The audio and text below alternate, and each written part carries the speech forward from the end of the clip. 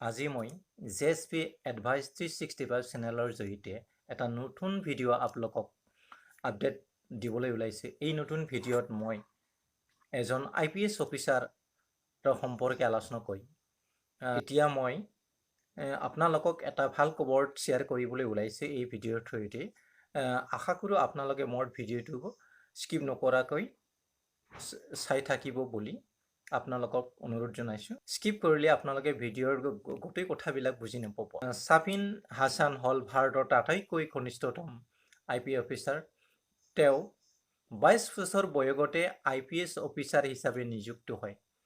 তেওঁ এই সফলতাৰ মূলতে আছিল আত্মবিশ্বাস, অধ্যৱসায় তথা কঠোৰ পৰিশ্ৰম। যিদিনা তেওঁ মেইনছৰ পৰীক্ষা দিবলৈ গৈ আছিল, সেইদিনা ৰাস্তাতে তেওঁ এটা দুৰ্ঘটনাত পতিত হৈ যাৰ ফলত তেওঁৰ ভৰি, মূৰত আৰু বাওঁ হাতত আঘাত পায়। তথাপি সেই দুৰ্ঘটনায়ে তেওঁৰ মনোবল ভাঙিব নোৱাৰিলে। তেওঁ তেনেদৰে পৰীক্ষা দিবলৈ গ'ল। তেওঁ এক ইণ্টাৰভিউত কৈছিল যে তেওঁ থিয় হ'ল আৰু দেখিলে তেওঁৰ সোঁ হাতখন ঠিকে আছে। গতিকে সিদ্ধান্ত ল'লে পৰীক্ষা দিবলৈ যাম। সিদিনা তেওঁৰ ওচৰত দুটা পথ আছিল। প্ৰথমটো আছিল, মোৰ লগতে কিয় এনেকুৱা হ'ল? মোৰ পৰীক্ষা ধ্বংস হ'ল বুলি সেই ৰাস্তাতে পৰি চকুলো থকা আৰু চিকিৎসালয় যোৱা। দ্বিতীয় পথটো আছিল, পৰীক্ষাৰ 3 ঘণ্টা কষ্ট কৰি হ'লেও ধৈৰ্য ধৰি পৰীক্ষাটো দিয়া। তেওঁ দ্বিতীয় পথটোৱে গ্ৰহণ কৰিলে। তেওঁ তেনেকৈয়ে পৰীক্ষাত অৱতীৰ্ণ হ'ল। 20 মাৰ্চ তাৰিখে তেওঁ ইণ্টাৰভিউত আহিল, কিন্তু শাৰীৰিক অসুস্থতাৰ বাবে 20 ফেব্ৰুৱাৰী তাৰিখে তেওঁ চিকিৎসালয়ত ভৰ্তি কৰোৱা হয়। 1 মাৰ্চত সুস্থ হৈ ঘূৰি আহে, কিন্তু 3 মাৰ্চত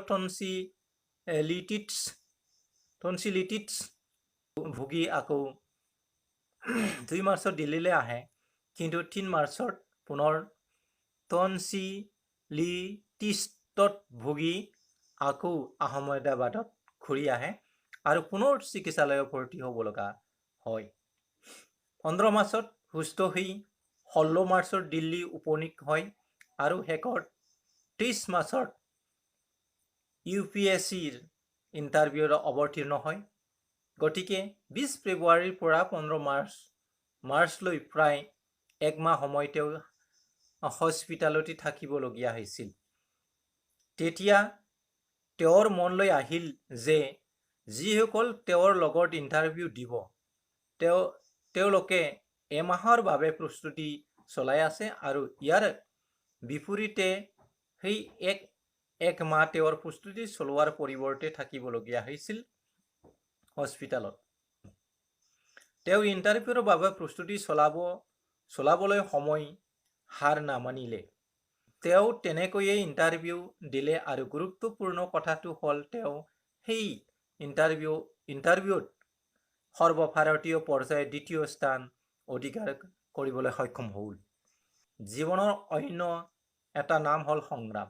গতিকে হাজাৰ বিপদ আপদ বাধা বিঘিনি আহি আমাৰ জীৱনৰ বাটত আগুৱাই যাওঁতে আমাক বিপদ কৰি তুলিব পাৰে, কিন্তু আমি সাহস আৰু ধৈৰ্য্যৰে কৰ্তব্য পথত অগ্ৰসৰ হওঁতে বাধা বিঘিনিলৈ লক্ষ্য কৰি বিৰত থাকিব নালাগিব।